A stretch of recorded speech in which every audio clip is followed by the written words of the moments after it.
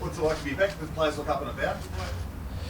Yeah, it's always this time of year a bit of optimism, isn't there? So, yeah, it's good to be back training, and they've got all the young guys here today and a few other guys joining in. So there's an air of optimism, but we've got a lot of work to do too.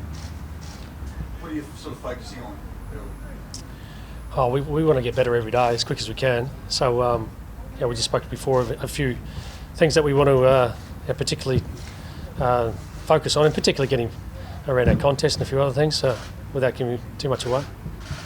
A sign of the demographic. Compared to most clubs, that's a very big group for first and 40 players. What can we expect there from such a young group? Well, there's going to be some patience needed. You know, like I'm watching today some of the drills we're doing. We've got some work to do around certain elements. But we've got to start somewhere. Yeah, like you said, there's a big core of first to 4 year players, so we're going to have to get to work around, you know, bringing them up to skill in their game plan. We've got a whole new game plan we're going to implement, so some patience will be needed. Have you got clarity around what that game plan will be? Yeah, we do. And can you tell us about it? What will it be? Is it a handball? Is it a kick? Possession? What kind of game? Oh, we want to pride ourselves on our pressure. I think every team, to watch the finals, every team that makes the finals have good elements of their defence, and then balance it off with some good offence. You know, we struggled to get the ball inside 50 in the last year in particular. We want to improve that part of our game.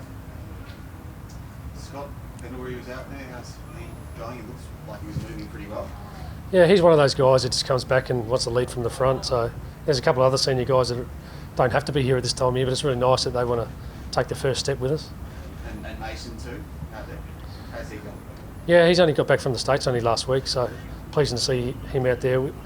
He's come back fit and well, and it's pleasing. I was in the office for 6 or 7 weeks, and they were all in, whether it was COVID, COVID caused that. They didn't have much other things to do, but they were all there getting better and trying to get stronger and fitter every day. How is Scott travelling with his body, and when do you expect him to be back training fully? Well, he pretty much trained fully today, so that's a good sign. So I don't think there's too many more restrictions going forward, to be honest with him. Coming into Christmas, I think he's just going to pick and choose a little bit on when he arrives at training, but he'll be here for main training sessions. What's the level of fitness of the squad given, they were able to access the facilities through lockdown and not really much else to do? So have you found that that's helped the condition of the guys starting today? Yeah, like we've talked about, there's a lot of young guys, so I actually could see their physical change in that 6 week period. You could see strength put on, like Finn McRae and Reef, those guys in particular that really stood out, their initial growth. Will Kelly really stood out today and looks big and strong and injury free. So I could see a physical change in the 6 or 7 weeks. And I would have thought maybe that's across the board in many clubs, but something you'd like to see as a first time coach. Craig, a bit to play out with Jordan to go, obviously, but are you expecting that he'll feature for your side in the future? Well, time will tell on that. There's a bit to play out.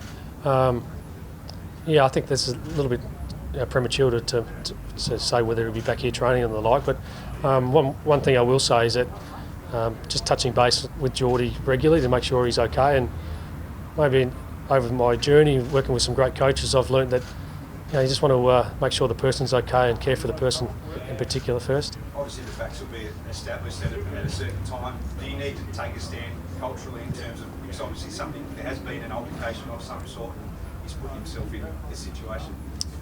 Oh, one thing I've probably learned over this period in particular is just be patient, let the facts come before you pass in judgment, and I'll just let that take its own course, but more concerned about Geordie's well-being. How is he going? What have you been saying to him? Oh, just touching base with him regularly, and he's training hard over there now, and I think he's sort of coming to terms with everything, but I won't go into full detail of everything we spoke about. Is he welcome here? Is he welcome here? Well, I think that at the moment I'm making sure that when the opportunity presents, if it presents, that Geordie will feel that he's well supported, and I want all our players, not just Geordie, to feel like I've got their back and show the love and support where it's needed. More clarity around, have you got more clarity in your own mind about what transpired, irrespective of what will happen in the court system, but just for your own peace of mind of what you think occurred, and you're comfortable with that? At the moment, I've just worried about Geordie's well-being, to be honest. And if it, depending on what happens in the court, best case scenario, how soon is he back in the country?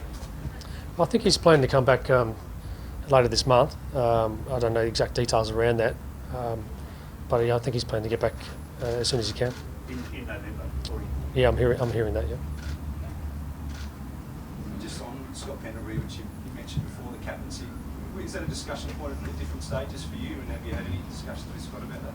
Yeah, I have. Yeah, I'm sort of repeating what I've said publicly before. It's up to Pendles to decide what his future is as the captain. I'll give him the space to do that. I haven't put a time frame on yet, but based on what we're seeing here, he's pretty hungry to lead, regardless if he has the title or not.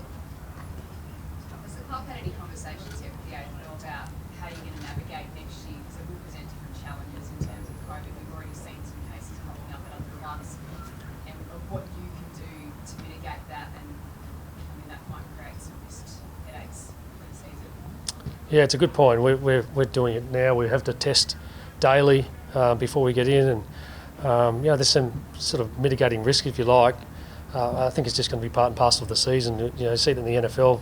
Good players miss games, and even coaches. So it's going to be something we're going to have to be really on top of. Thanks, guys. Was Davis allowed to play as a trainee? Not officially, no.